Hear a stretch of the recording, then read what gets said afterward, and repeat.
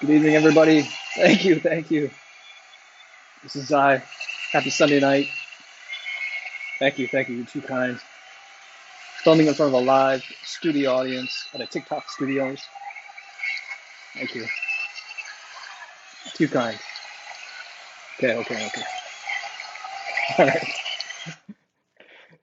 Good evening, everybody. This is Zai. It's Sunday night. Welcome to episode 8 of Sunday Night Live with Zai. Today is January 31st, 2021. And every Sunday night at 7 p.m. Eastern, I go live and I do a show that is an hour long show on all sorts of topics, right? In particular, I talk about finances, personal finances, wealth, money, but I'd also like to talk about, health and also self-improvement, personal improvement. So health, wealth, and self. Um, and in the next hour or so, I'm going to try my best to both educate and entertain you for the next 60 minutes. It is Zai. Hello, everyone. I hope you're having a wonderful Sunday night. It's January 31st. It's the end of the month, and this is episode 8. All of my videos are on my YouTube channel, so I upload them there. Every time I do a live episode on TikTok, I then take my video and I put it onto YouTube. So check them out. There's a handful of views, just starting out, but I'm loving it so far. So I hope you're having a wonderful evening. By the way, thank you for joining.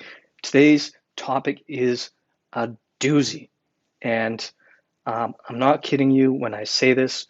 I'm going to be talking about GameStop, and I'm going to be giving the front to back, right?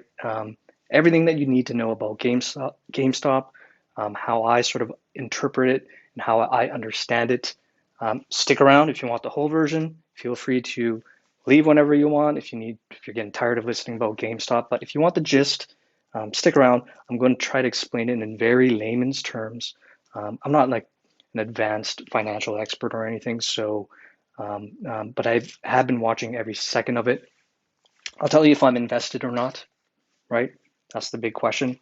And if you're wondering who I am, so once again, my name is Zai, and uh, by day, I'm a designer, a software designer for a prominent software company. I have a background in marketing. I do Brazilian Jiu-Jitsu, or I was doing Brazilian Jiu-Jitsu before COVID. And in terms of my finances and my wealth, I follow some very strict principles where I do my best to live below my means. I tend to have no credit card debt. I manage my transactions. And I did put together, full disclaimer, I did put together a very beginner course on managing your finances. It's for beginners. It's on Udemy. You can check it out. There's a link in my profile as well. It's called How to Budget Through Better Habits. I just felt that there wasn't a course for absolute beginners, and I think it's fruitless teaching people about options, and we're going to talk about shorting later, and even teaching people about stocks without covering the basics. So I put that together in a course. It's in my profile. That's all I'll say about that. It's called How to Budget Through Better Habits. If you're interested, check it out. But as I mentioned, I am filming in front of a live studio audience, and we're following all of the COVID protocols. Okay. But yeah, we're going to talk about GameStop, and this is going to be a fun episode. I'm just going to warn you, I'm going to be going on and on about GameStop for the next 60 minutes. So you can tune in if that is something that interests you, or you can just go back to watching Netflix. It's no biggie. I am going to upload this to YouTube for anyone who is interested. So this is going to be just a single topic show for tonight. I'm not going to go through my regular sort of outline, but it's going to be a beginner's version of GameStop. And you may have heard of it. It's happening in the news right now. Everybody's talking about it, and let's get right into it. So, about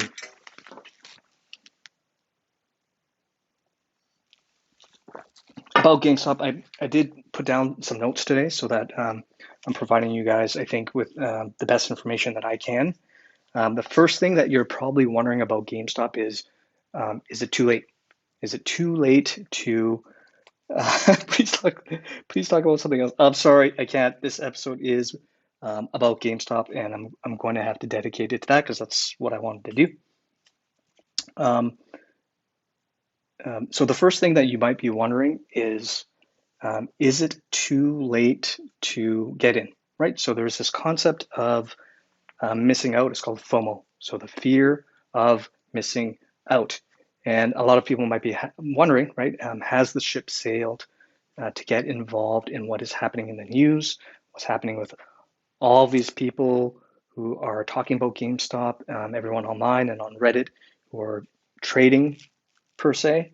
Um, is it too late to get involved? And FOMO is a very real thing, right? So, yeah, it is just you. Um, yes, thank you for, by the way, thank you for joining. I highly do appreciate it. Um, so, FOMO is a very real thing, right? So everybody experiences FOMO, and I think even for myself, I probably came into this a little bit late. By the time that I came into GameStop, it had blown up already, and did I miss out on becoming a millionaire? Who knows? That's such a hypothetical, right? Now, the best analogy that I would like to give to you is consider the gold rush that happened in Alaska. So back in the past, in the late, I think 1800s, there was the gold rush that happened across all of North America, in the United States, parts of Canada, in Alaska, and to me, this is very similar, right? So there's a gold rush, it's happening now, and if you think about those times in the late 1800s, for any individual to sort of venture out and drop everything, right? Drop their standard of living and head over into Alaska in search of gold is that's a big risk, right? And to me, this is very similar, right? So if you want to go and if you want to drop everything that you're doing now and you want to go all in, you want to go find that gold in Alaska, essentially that is what is happening. And a lot of people are doing that, which is pretty crazy if you ask me. And what I mean by that is a lot of people are going all in with GameStop, so their life savings. And I'll talk about risk in a little bit further on. But think about the gold rush. It's very similar, right? If you go to Alaska and you find a bunch of gold, you come back a millionaire. And okay, so let me give you the backstory of sort of, in layman's terms, what is happening with GameStop. So there is a stock, there's a company, and the company has a stock called GameStop.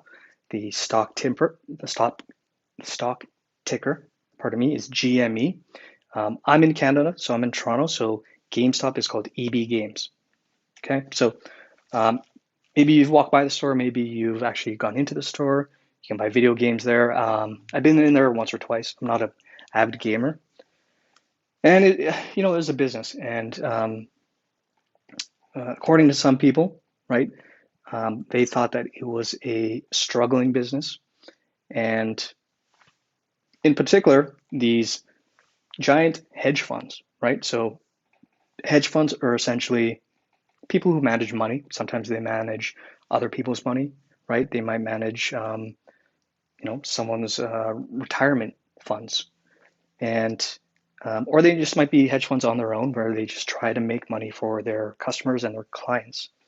And a bunch of hedge funds essentially were looking at this particular company, GameStop or EB Games in Canada, and they saw the price of the stock and they thought that the company was, you could say, overvalued or not worth the price of the stock.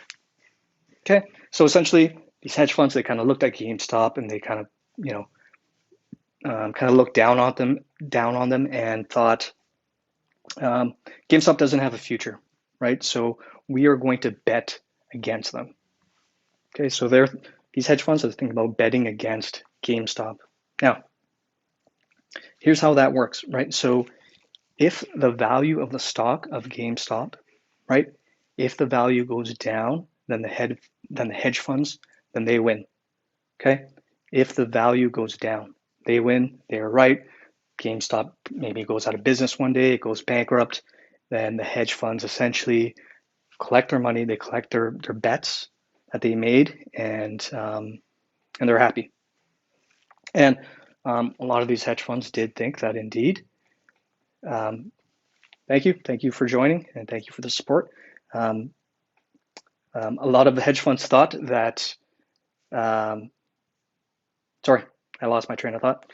A lot of hedge funds thought that GameStop was going to fail, so they bet big on GameStop failing.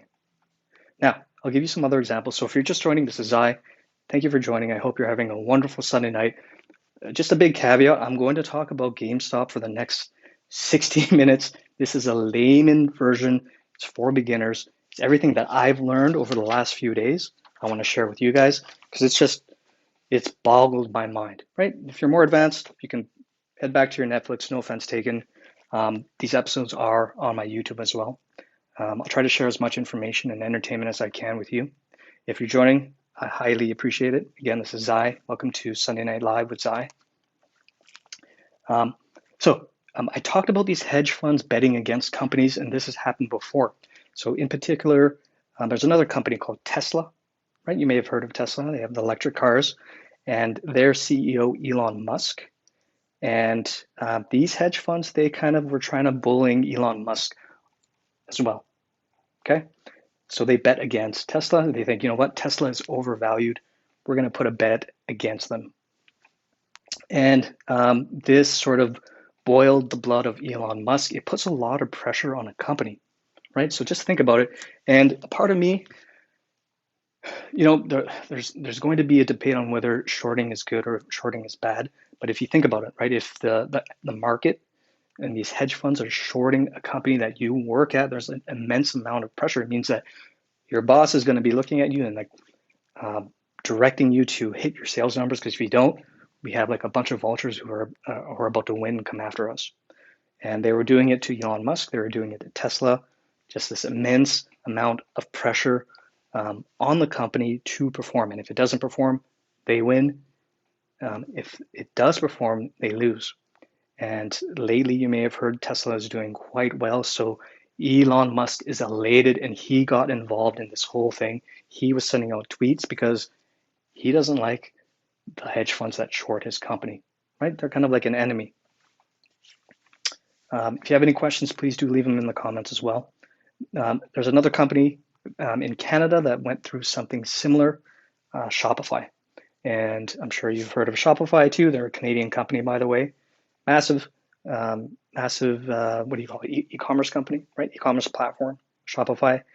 Their CEO, Toby Lutke, he got into a similar battle confrontation with another group called Citron Research. Citron Research is a hedge fund company, and they also provide analyst reports. And Shopify sort of went through this thing too, right? So they're getting this immense amount of pressure from the market, and the market is expecting them to fail. So just think about that. Think of if you're an entrepreneur, you're running a business, and then you got these hedge fund. These hedge fund guys are just a bunch of guys who, you know, handle money, right? They're not running a business, but they're betting against you. So, as I mentioned, if the value of the stock goes down, the hedge funds win. If the value goes up, they lose. Okay, we're about a quarter of the way through. If you're just joining, I want to thank you for joining. I am filming this on the live studio audience. Okay, let's talk about very quickly. I talked about shorting being good or bad, and I'm going to actually give you an example of what a shorting means. We'll get to that. Now, this is I think you could call it a financially ethical question on whether or not shorting is good or bad. And there's two sides to this argument, by the way. Okay, you just can't call people who short companies evil, because there's a flip side to that. If indeed a company is overvalued, because sometimes there are nefarious companies that try to pump up the price of their own stock or the value of their own company, right? So with regards to those types of companies, you have to keep them honest. And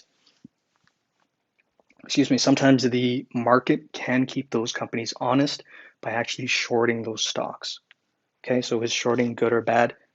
It depends. If I don't want to give any examples of companies who may have sort of tried to rig the market, but if there are like some companies that are just, you kind of look at them and you're like, is this like a multi-level marketing company, or is this kind of like a scam? Let's just say hypothetically it's a scammy company and the price of their stock is really high. If that's the case, that's not good for anybody except for that company. So a hedge fund or whomever may actually short that stock to keep it honest, right? Because then that company has to produce results and prove those results.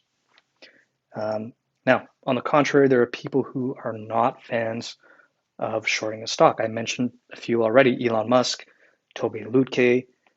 You might remember the movie The Big Short, right? So there was a gentleman during the financial crisis that shorted the entire real estate market.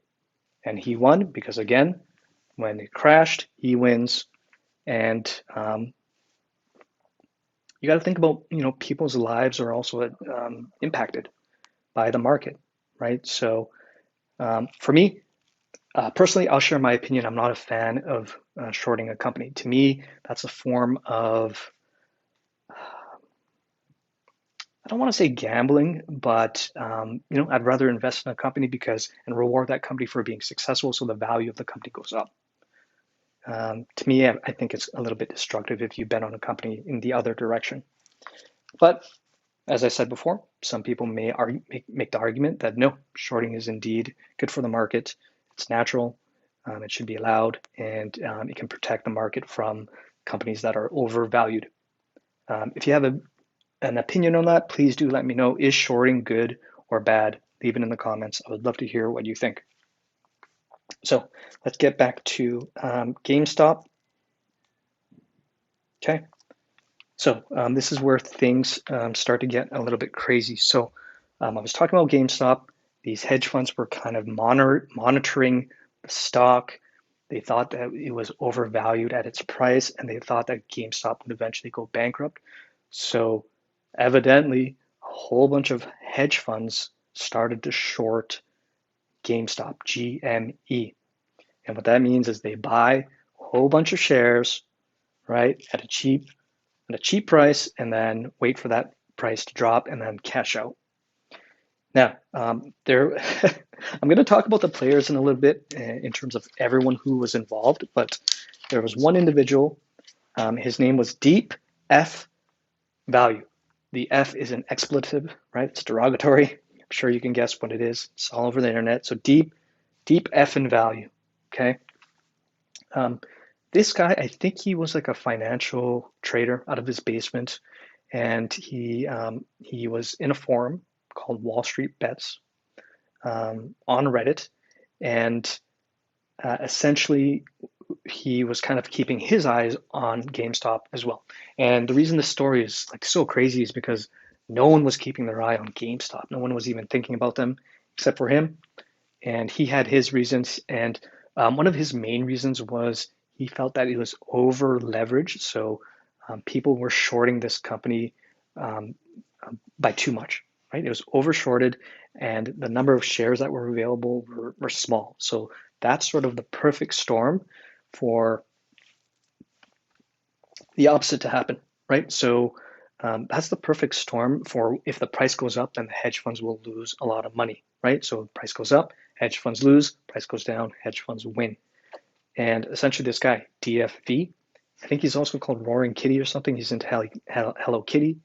And to be honest, I didn't even really, I wasn't keeping an eye on Wall Street Bets until this whole thing blew up.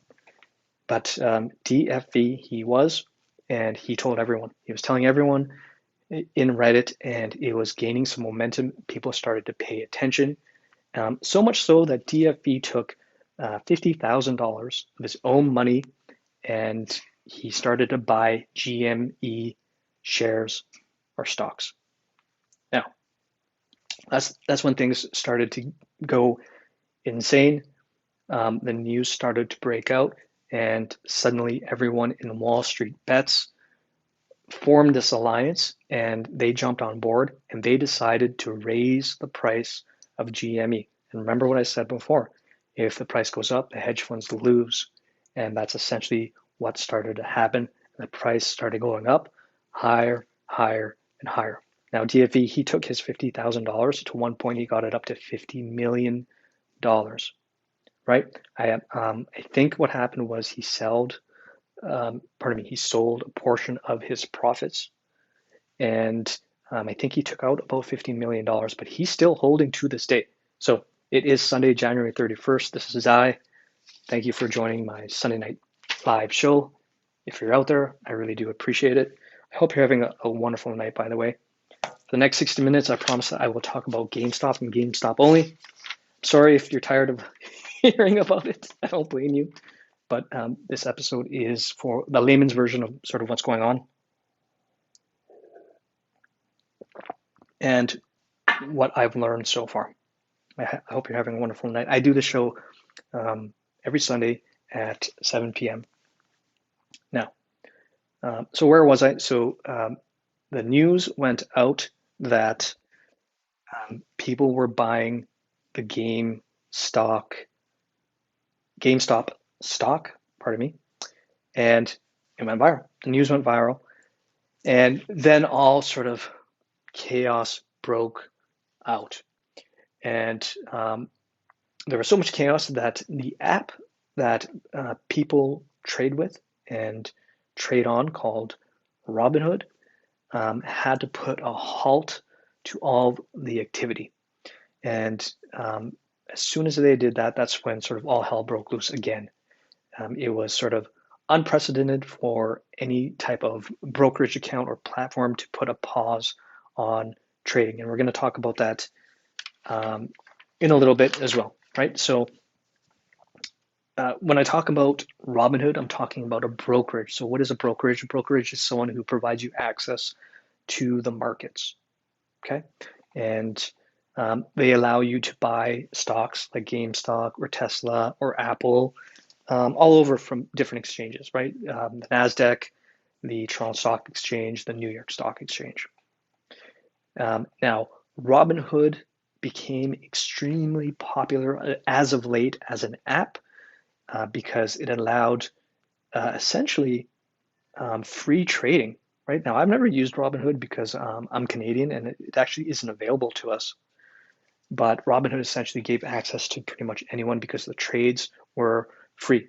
Now, there's a flip side to that. Is anything free? When you're on TikTok, when you're on Facebook, when you're using it for free, what are you giving up?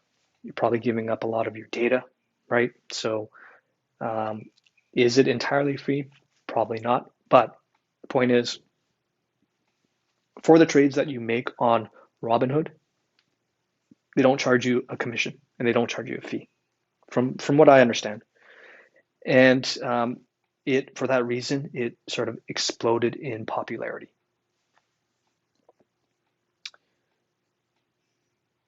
So I'll give you an example. Okay, so we're at a moment where the sort of GameStop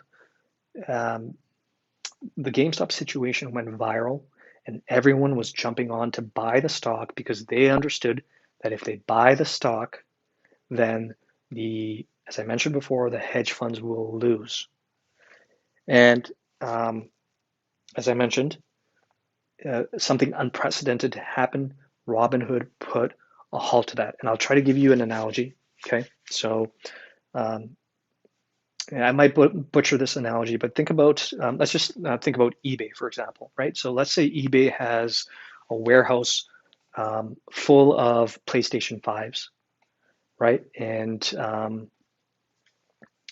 like the value of a PlayStation 5 is super high, and you want to buy a PS5, right? And you know that if you can get your hands on one, then maybe you can sell a PS5 to someone else for a lot of money, right? So you go on eBay, you start buying PS5s, and then all of a sudden eBay comes back and says no more, right? You can't buy any more PS5s, and you're staring at the entire stock, right? Like there's a warehouse full of PlayStations. Why can't I buy them? eBay decides you're making money off of this. We don't want to sell you anymore, which would be kind of strange, right? So maybe that's not the best analogy, but it's something similar, right? So uh, Robinhood is a brokerage app that provides access to the market and should allow anybody to buy and sell any stock. And they put a stop to that. So they said, no, you can't buy these. In particular, I think it was 13 stocks. And that's strange. Like I've never seen that. I don't think anyone else has. The Robinhood CEO, I'm going to talk about him in a little bit. He said it was because of, in his words, rules and regulations and maybe even liquidity. But his version of the story, in my opinion, it doesn't seem the most honest. But there's that, right? So um, I'll give you another analogy of sort of kind of like the feeling that everyone had. Okay, so as soon as they started putting a halt to the trades, imagine you're at a poker game. Okay, so imagine you're at a friend's house who's hosting a poker game. Okay, so your friend is hosting a poker game. You're playing with real money, right? Maybe it's a $20 buy-in. You buy some chips. You're at your friend's house. You're around a table. There's about 5 of you, and you happen to have a really good hand. You have a full house in your hand. Full house is the best hand in poker, and you're playing with your full house, and everyone else folds, and directly across from you is another friend who is bluffing. In his hand, he has a terrible low hand, right? Like his highest card is like the 3 of diamonds, okay? Um, or whatever. His highest card's the 5 of diamonds. Let's just say it's just a terrible, terrible hand. He has nothing. He's bluffing. He's bluffing hard. And you decide to put in all of your chips, and in poker we call that going all in. It's the biggest bet. You have a lot of money that's in front of you because you've had a good night, and you take all of your money, you put it into the middle of the table, and it's just you, and you're head to head with your other friend who's your opponent who's bluffing, and he just kind of stops, and he sees that you've gone all in. Now, typically in poker, he needs to either call or fold. If he folds, he loses the money. If he calls, he's going to lose the money as well because he's bluffing, right? And then you win the money. But no, something else quite drastic happens. Your friend kind of looks at the host of the party and says, "You know what, host? This hand in particular, it's not going to count. Let's just chuck this. We're just going to chuck this hand.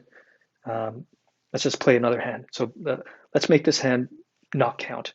And the host kind of looks at your friend, and the host agrees.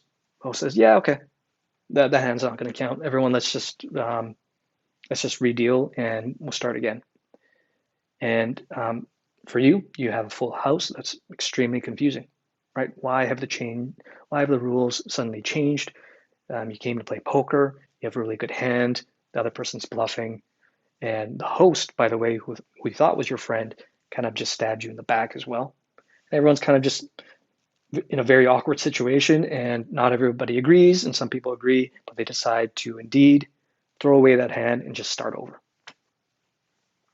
So essentially, that is what happened with this whole GameStop scenario, this whole fiasco, as you might say. So it is insane, and that's why I'm probably talking about it for an entire hour.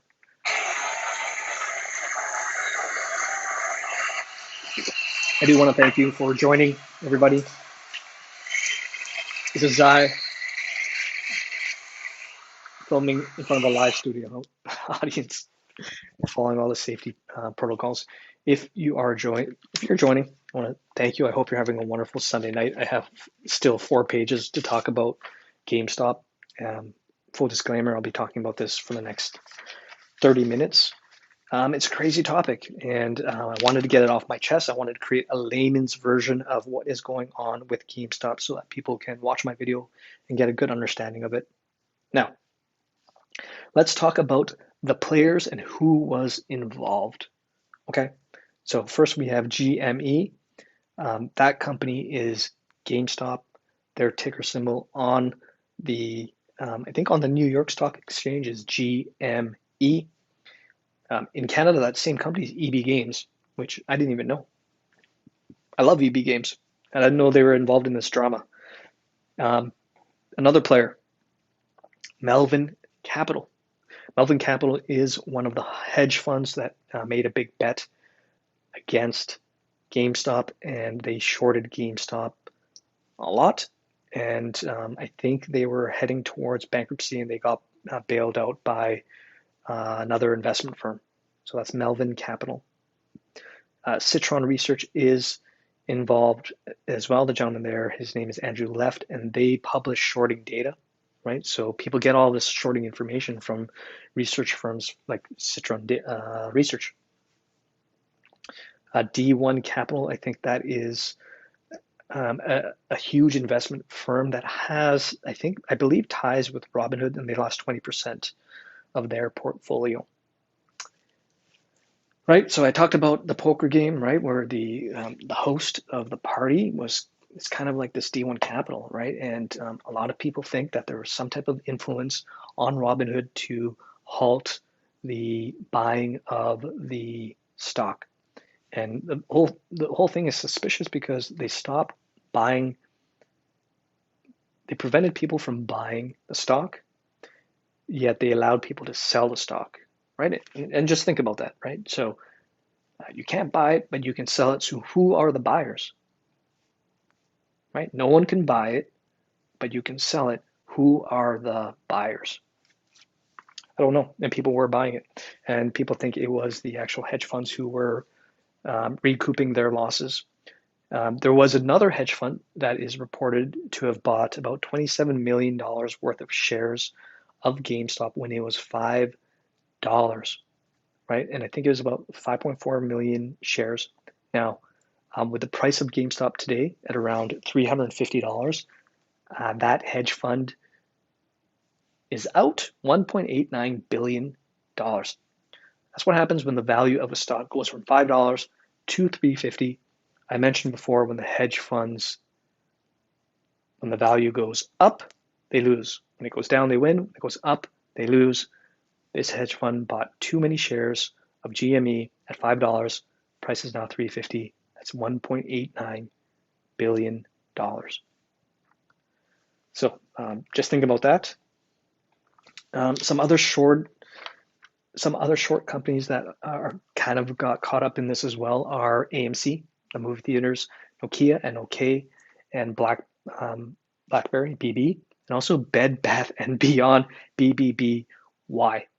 So Bed Bath and Beyond, I love that store, by the way. I think they have like the best returns. I didn't know that they were being shorted as well, so that irks me a little bit, right? So BBBY. Now, who else is involved? So at Robinhood, the CEO and the founder. So the CEO is Vlad Tenev, and the other founder is Baju Butt. Okay. I talked about the Robinhood model. It's free, right? So free commission, commission-free trading and investing, which is amazing. But in one way, they have to monetize the app. And how do you do that? It's probably through monetizing data, right?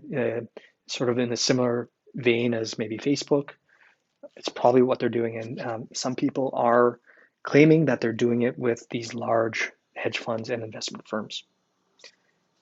So that's also suspicious. Okay, this person, am I going to butcher his name? I hope not. Let me give it a go. Chamath Palihapitiya. Okay, Sri Lankan. That's definitely Sri Lankan last name. Our boy Chamath, he was also involved in this because he was kind of keeping an eye on it. He's kind of like this social venture capitalist, right? He went to the University of Waterloo, so Canadian connection. He's a billionaire. He's brilliant. He's a venture capitalist. He runs a firm called Social Capital, right? And he kind of takes this different angle, and he's trying to do good with his money, essentially, right? So Chamath. And he definitely thinks that there is a lot of social influence that comes from the rich elite class. And we sort of in real time, we sort of saw this being exposed and being visible in front of everyone, right? You kind of look at Wall Street and you kind of look at the rich and you think, yeah, there's probably some influence and maybe some shady dealings, but this made it very clear. I'm not even trying to be too critical here, right? But the amount of stuff that happened during this, and I'll get to it a little bit more. It's outstanding. So Chamath got involved. Elon Musk also got involved. So Elon Musk, I mentioned he's the CEO of Tesla, and he went onto Twitter and he spread the word, and he got people's attention on what was happening on GameStop, and one thing led to another. David Portnoy. David Portnoy, or El Presidente, he is the CEO of Barstool Sports. Dave is another great entrepreneur. He's a millionaire, and he's been super passionate about this whole thing. He's been tweeting about it. He's been making videos. He's steamed, right? It's a travesty, and I'm going to talk about some of the reasons why he has some legitimate reasons to be upset. If you're just joining me, I hope you're having a wonderful Sunday night. This is Zai. I go live every Sunday at 7 p.m. And today's episode, like it or not, is about GameStop. It's a layman's version. I'm giving you the rundown and the breakdown. Hope I can provide some education and some entertainment for you. This episode will go on to my YouTube if you want to watch it later. If you just want to learn more about what the heck is going on, this whole thing, why is everybody talking about it, and why is the story so crazy? It is a crazy one. It is crazy. So I was talking about some of the players involved in this whole thing. So here's something that you don't expect. AOC and Senator Ted Cruz also got involved. They saw what was happening, and I think AOC tweeted, and so did Ted Cruz, and they both agreed. So hell froze over for a single tweet, and they gained some consensus. I mentioned earlier DFV, Deep F in Value. He's sort of the guy who kind of started this chain of events in a forum called Wall Street Bets. Also, I'll mention Kevin O'Leary, our Canadian boy. And, there was, I watched a video with Kevin O'Leary and William Galvin, who's the Massachusetts Secretary of State. And I'll be honest, like the Secretary of State was being patronizing and condescending. He was just calling sort of retail traders, right? So retail traders are just regular folks like you and I who have access to Robinhood or Questrade, and we do trades out of our homes, right? He was calling us unsophisticated, and that irked me. And when they were being interviewed, when he was being interviewed with Kevin O'Leary, the reporter kind of asked Kevin what his take was, and Kevin said, I 100% completely disagree with William Galvin. And for that reason, I wanted to share Kevin's name because he believes in a free market, right? Kevin O'Leary believes in a free market, right? The stock market is speculative, right? And what does that mean? It means you're taking a risk, right? So the value of something can go up or it can go down. And if you truly believe in a free market, then like Kevin O'Leary does, then things should just sort of take their course without any type of intervention, without any regulation. You obviously need regulation, but ideally there should be a minimum amount of it. So check that out. It's Kevin O'Leary versus William Galvin, and that's a great video. So I'm going to get to what happened. That was completely egregious. If you're just joining, this is Zai. I'm live every Sunday at 7 p.m. So here's some other facts that happened during this whole sort of series of events, and it's not even, we're still in the middle of it, right? It's not even over. It's January 31st. Tomorrow, Monday, February 1st is going to be a big day, and people aren't certain about what's going to happen next week. But for me, some of these events, I couldn't even personally fathom. I couldn't fathom. And first, we'll talk about Robinhood. So Robinhood shut down trading, right? So just think about that. So Robinhood is shutting down trading. I talked about it before. It's like you're at a poker game and people are essentially your opponent's like this hand doesn't count, and the host agrees. Okay, Robinhood shut down trading. They said can't buy the stock, you can sell it. Who's buying, right? If you can't buy it, you can sell it, but if you can sell it, who's buying? Okay, so I'm passionate about that. Reddit started to block signups to Wall Street bets. Right? Are they complicit? They block signups. So um, something happened, right? So everyone seemed to have gotten the message, and they all took sort of this coordinated effort. And for it to be um, uncoordinated, it all happened at the same time, right? So to me, that's a sign that it came from somewhere. Facebook started to ban the Wall Street bets group creation, right? So why would Facebook do that? Why would they ban a group um, of just individuals who want to create a group and discuss? Facebook went and banned their own version of Wall Street bets on Facebook. We're banning it. Discord, that's another service that shut down their servers so that people could not, pardon me. That made me laugh. Thank you.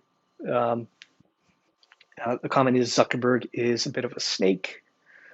That's a whole other episode. That's a whole other topic. If you're just joining me, thank you for joining my live. I go live every Sunday night where I talk about health, wealth, and self. This episode, I'm talking all about GameStop. So Discord shut down their servers. Google got involved, and Google removed 100,000 negative reviews that were posted about Robinhood. So people were incensed by, and rightfully so, they were incensed by what happened to Robinhood. So Google said, wait, there's some unusual activity, and they put a pause to 100,000 negative reviews. I don't want to say that that's right. I understand why they may have done that because there have been other examples where, like a news story influences the review of like a restaurant or an app. And if the news story isn't legitimate or justified, then that's not fair, right? So maybe Google's being preemptive. They want to see all the facts before they let those reviews through. That might be their thinking, but they did indeed remove 100,000 negative reviews. As for the SEC, so the SEC is the government body that is supposed to regulate the financial markets. I don't think anyone really knows what their involvement is. Just kind of peculiar. I mean, they should be the ones speaking out on this. They've been sort of just watching. And I don't want to get too political. So like the president, I haven't heard really much from the president of the US. Was this a coordinated response? In the span of, I think this was maybe even like a few hours, these companies, Robinhood, Reddit, Facebook, Discord, Google, all took action towards this event. And all those actions together resulted in the limited ability for people to gain capital, for people to make money. It's crazy. It's absolutely crazy. Audience agrees. Thank you. This is Zai.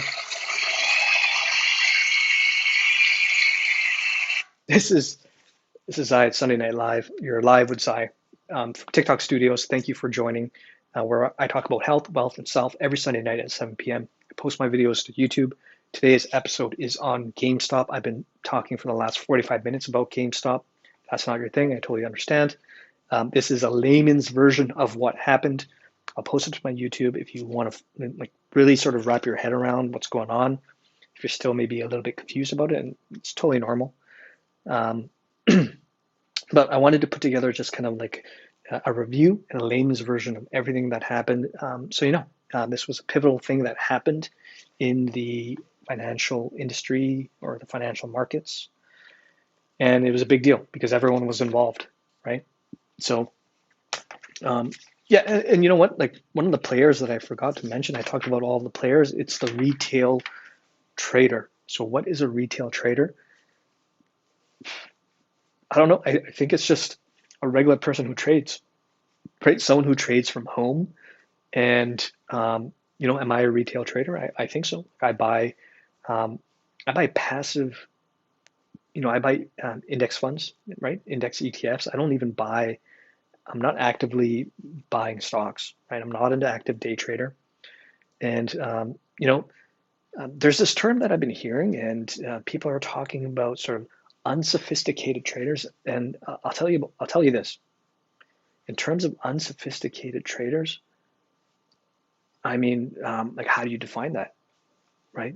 I see some of the setups even on TikToks of people trading, day traders, and they have a lot of sophisticated programs and applications. And if you make money, then you're a successful trader, right?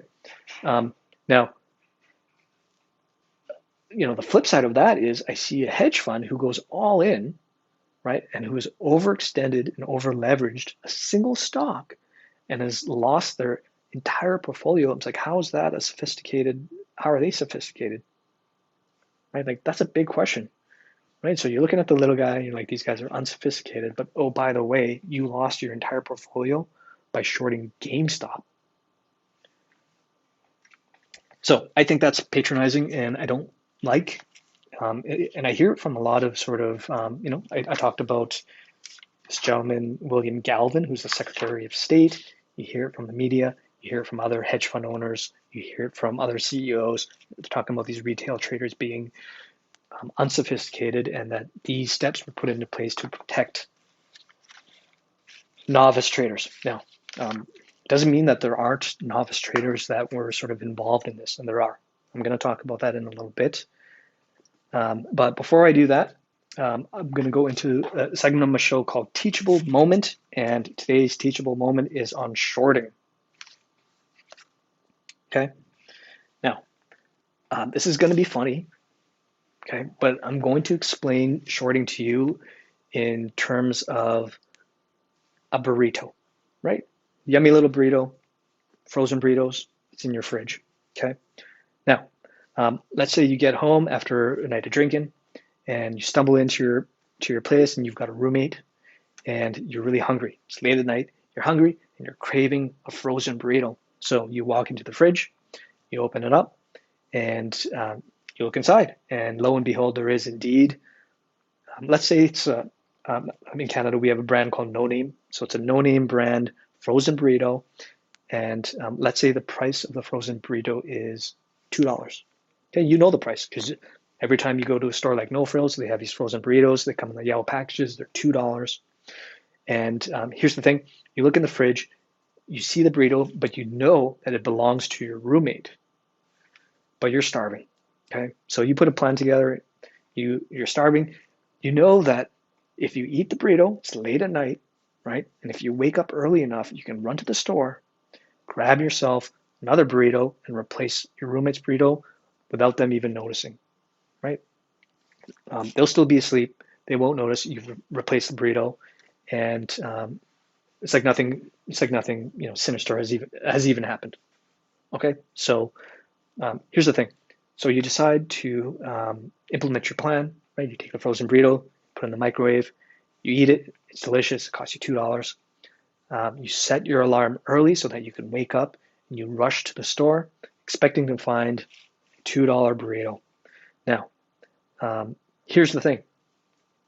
This particular brand of burrito, for whatever reason, overnight became extremely popular and extremely successful that the store that sells the burritos decided to jack up the price, okay, because they know that these burritos are in demand. So they jack up the price from $2 to $30 for a single burrito. So you walk into the store, it's early in the morning, right? You're hungover, like I just need a burrito, got to replace my roommate's burrito, and you look at the price and it's $30. You're like, what the heck? Like, how is this $30? And here's the thing, you have to bite the bullet.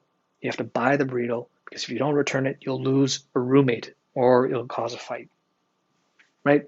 So you pull out your wallet, and you spend $30 for the frozen burrito at the corner store, and you take it back, right? And you're out. You're out. Let's see. If you assume it costs $2, you're out $28, right? So in a way, that analogy is essentially what is involved with shorting. Now, had you gone to the store and you found the burrito for 50 cents or even $1, you actually got it at a discount, right? And you could actually pocket the change. Okay, so that's how shorting works. Is like if it's cheaper, then you can pocket the difference. But in your case, you went and you bought a $30 burrito, and now you're pissed off or you're really upset that you spent so much. Okay, so that is shorting in the frame of frozen burritos. And I use that analogy to make it a little bit easier to understand. It is a complex idea or topic, so consider the burrito story. And there are other people on TikTok and other videos who are explaining shorting. Shorting, excuse me. But the main point is, as I mentioned before, for a hedge fund, right? If the value of a stock goes down, they win. If the value of a stock goes up, they lose. Okay, for anyone actually. So let's talk next about whether or not. So here's the question: should you invest your own money into GameStop? Okay, this is the big question. And I talked at the very beginning of my show about FOMO, the fear of missing out, right? And it's that's a legitimate emotion, and some people are feeling it now. Like everyone's talking about GameStop. How come everyone is about to become a millionaire and I'm not? Now, I'm going to tell you that there are 4 different types of, in my opinion, investors are people. Okay, so the first type is the responsible investor, slightly conservative. They will follow the Warren Buffett mantra of being fearful when others are greedy. And if I'm being honest, that's probably the type of investor I am, a little bit more conservative. Would I take my life savings and put it into GameStop? No, I would not. But there's a flip side to that. Okay, so the flip side is the next type of person. So there's a responsible investor, and the next person is the person who is all in. Okay, and this is why this story is crazy because if you remember at the beginning of my show, I talked about the sort of Alaskan gold rush, right? And I use that analogy of trying to find gold in the late 1800s. You'd have to drop everything that you're doing, leave the family behind, and head into Alaska and try to find some gold. It's very similar right now. Okay, it's a similar analogy, and in that if you want to go all in into GameStop, it means you take your life savings. Okay, and by the way, I'm by no means advocating this. I'm just telling you what people are doing. They're taking their life savings and they're putting it into GameStop, into AMC, into Knock, into BlackBerry. Okay, and if it's not their life savings, then it's big numbers, right? Like 50K, 100K. I've heard anyways. Now, and these types of, let's just call these people all in, right? They talk about going to the moon. There was another very similar situation that happened with another company called Volkswagen, where it was very similar and the price of Volkswagen did go to the moon. So the flip side of being a responsible investor is by going all in, you're either going to go to the moon or you'll go 6 feet under, right? It's a gamble. This whole thing is a gamble, in my opinion. DFV, deep F in value, he might think otherwise, and Wall Street Bets, I'm sure they might think otherwise, right? They think that the gamma squeeze is coming, and that these hedge funds will have to sort of cover their shorts, right? And there are some legitimate numbers, right? There's a float percentage without getting too advanced. Hedge funds floated more than the actual stock that exists, right? So they have to cover that. But there are so many hypothetical questions that we don't know. We don't know if they've already done that. Have the hedge funds covered all of their shorts, right? How many hedge funds have done this? when they do it, will people who are holding the GameStop stock be able to sell their stock in a certain amount of time to make money? That's what the hope is. So those types of people, we're going to call them all in. Okay, so there's a responsible investor. There's the person who is all in. As for DFV, right, deep effing value, he's already won. He cashed out, 15 million, I think. And the question is this like one of those black swan events that he happened to identify? People who are close to DFV, I think, will become millionaires. I just don't know how many people will do something similar, right? It's hard to say. So, and then there's the next type of person who I will call the unsophisticated investor, who I want to say no fault of their own are just sort of caught up in this, and maybe they're just uneducated, and they took their money and they're putting it in. And because they're unsophisticated, I'm hoping, for the good of those people, that their life savings is only a few $100s. I could be wrong. And that's where things will go sad if those people are holding the bag, and it very, very likely could end up that way, right? The unsophisticated investor might end up holding the bag and will lose a lot of money.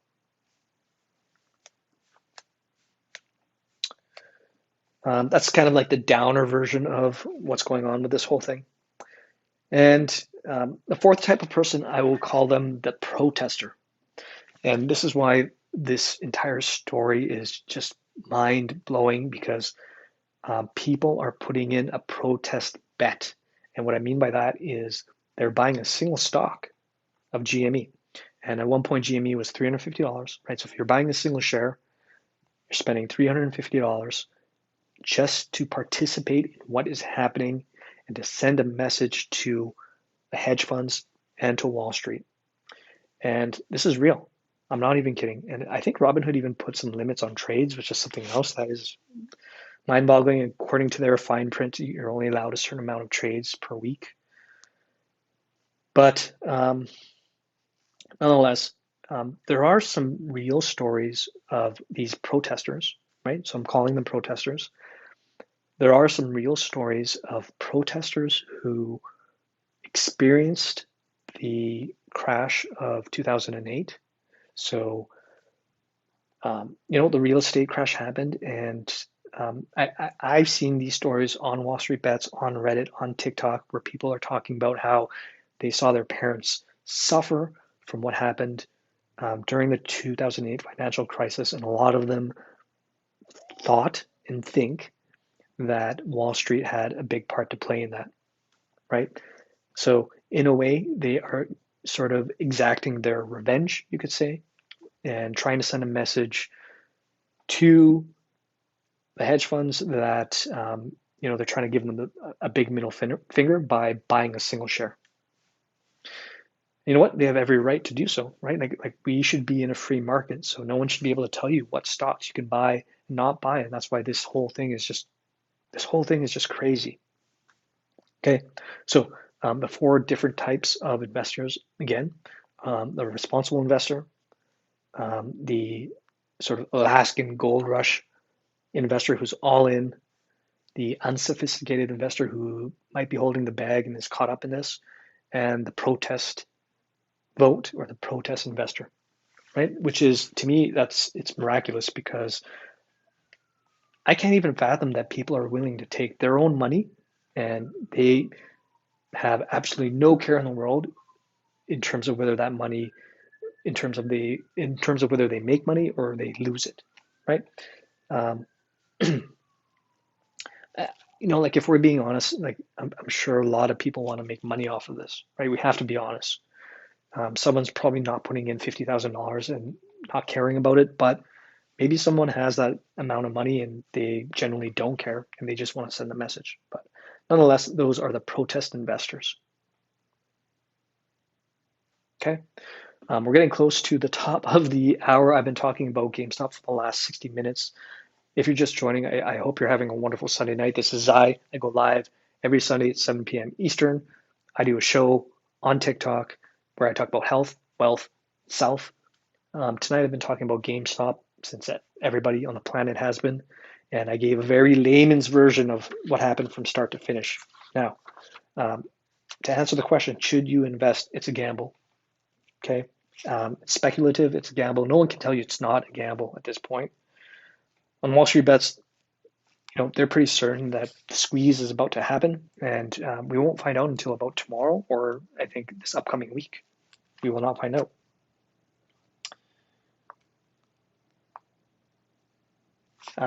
My only financial tip would be if you have money that you're willing to throw away, right? And maybe that's 1% of your paycheck or however amount. Maybe you have like a few $100, maybe you have $1,000 that's kind of just sitting around, and you're not afraid to throw that money away, and you want to get in the vote and you want to buy GameStop or you want to buy a little bit of AMC. Um, I think that's the tip that I would give. You have to clearly know that it's money that you're willing to lose, and it won't affect any of your budget, it won't affect any of your finances. It's throwaway money, right? It's the same as going to a casino, to be honest, right? Would you go to a casino and would you put $1,000 on the roulette table for black or red? Okay, that's my opinion. So we're at the top of the hour. So what is next for the GameStop saga, right? A lot of people are predicting that prices will go down before they go up. And some people think that the hedge funds have some influence over that, and we'll have to see. If the prices do go up, then there will be a lot of brand new millionaires. It will be inevitable. And if that's the case, if the price goes up, there will be Wall Street bets and Reddit millionaires, and there will also be a lot of hedge funds that will be bankrupt. And that is something that is really crazy to consider, because something that I learned out of all of this is that a lot of hedge funds are managing people's retirement funds and they're shorting stocks. And I don't even know how that's allowed.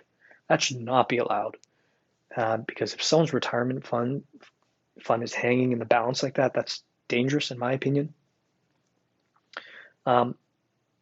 If that's the case, right? If people's retirement funds are about to be wiped out, and I don't want to sound like a conspiracy theorist, this is just a theory, right?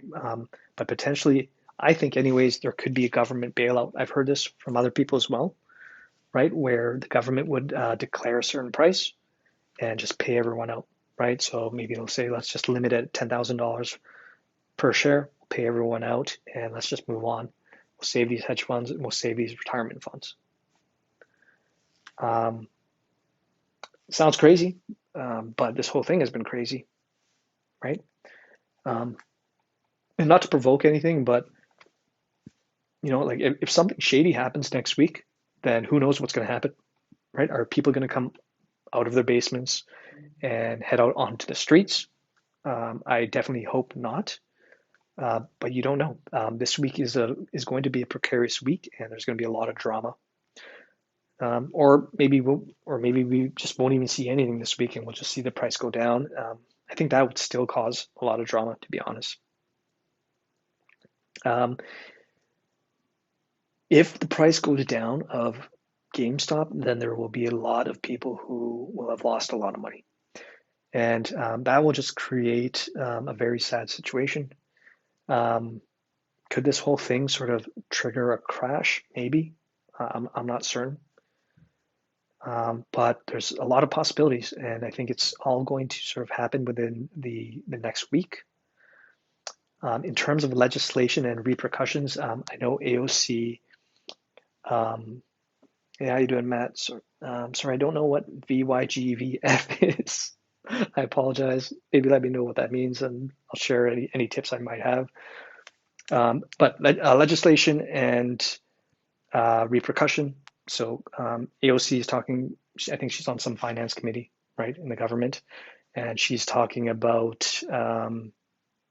should people be held accountable for what happened during this whole saga? So there's that, right? Are people going to go to jail? Was there any evidence of market manipulation. There's one like really crazy theory that even the shares that were being shorted are virtual shares and they don't even exist, right? Now that's really out there, that theory, just to be transparent. Um,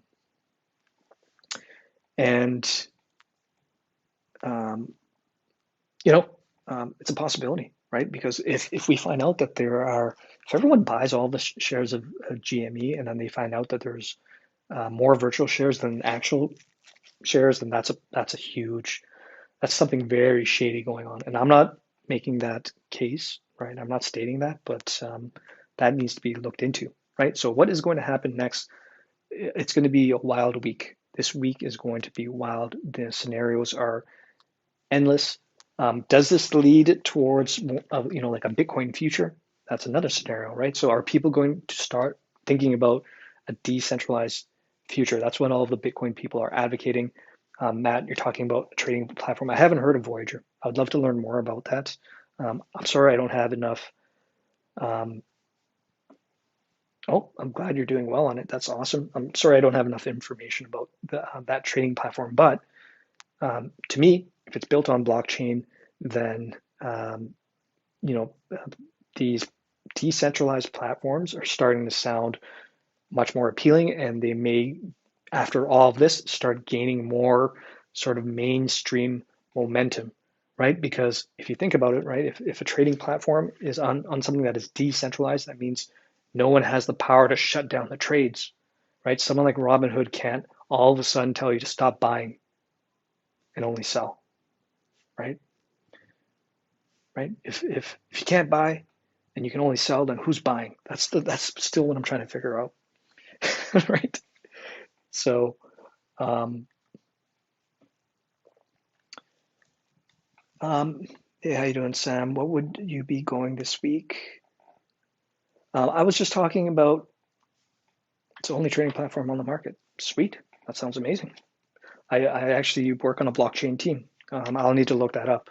I was just talking about this week how a lot of stuff is about to happen with GameStop. If you're just joining, my name is Zai. Thank you for joining. I go live every Sunday in front of a live studio audience, and they're here right in front of me.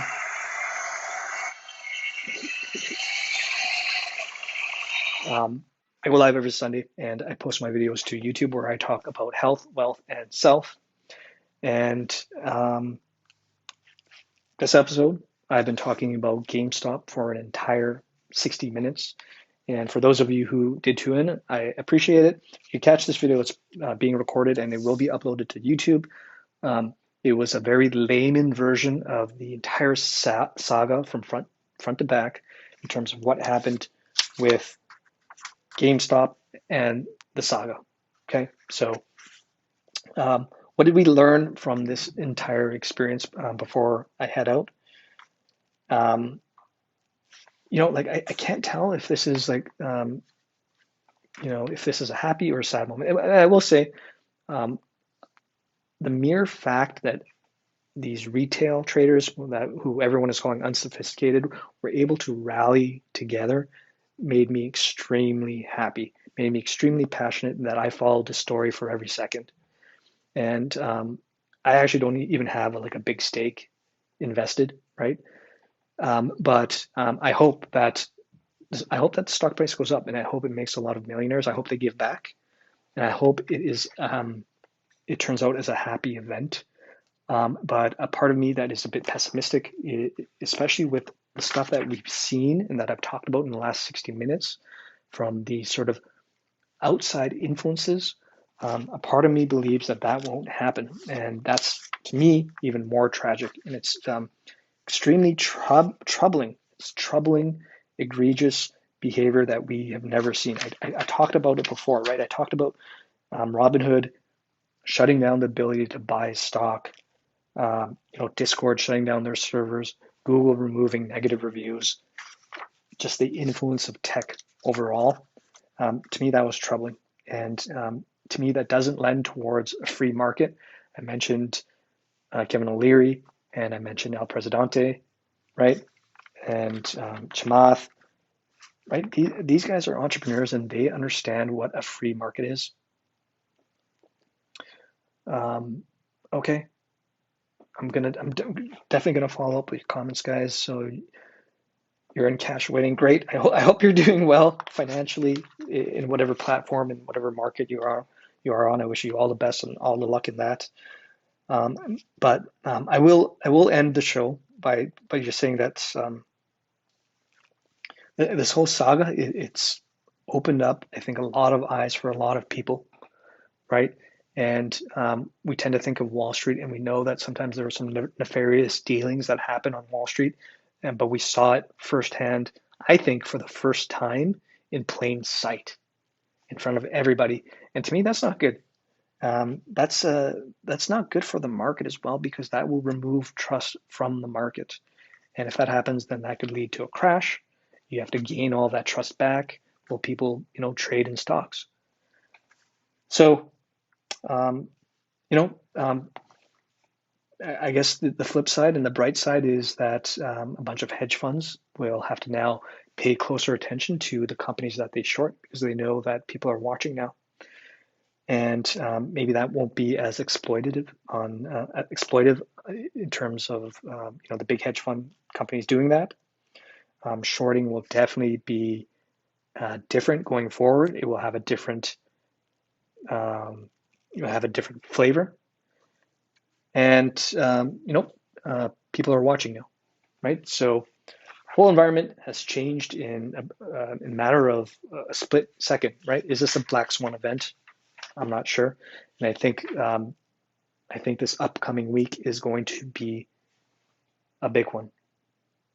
Okay, and there's there's definitely a lot of passion that you see in the comments and TikTok and all the videos, and it's rightfully so. It's totally legitimate, right? Everyone has their viewpoint on this, and who knows what's going to happen? Is it going to start the blockchain revolution? I certainly hope so.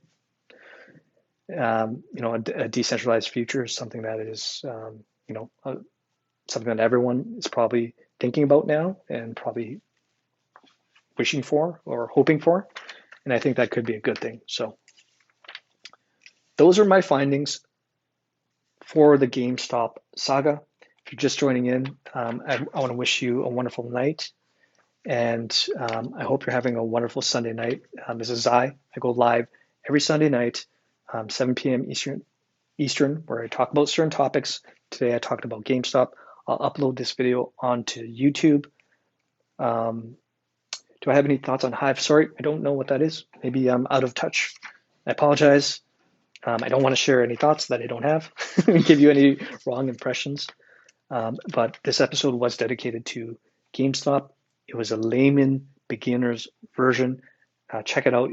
I'll upload it to my YouTube channel. If someone is curious in terms of what's going on with GameStop, then please direct them to my channel, share the video.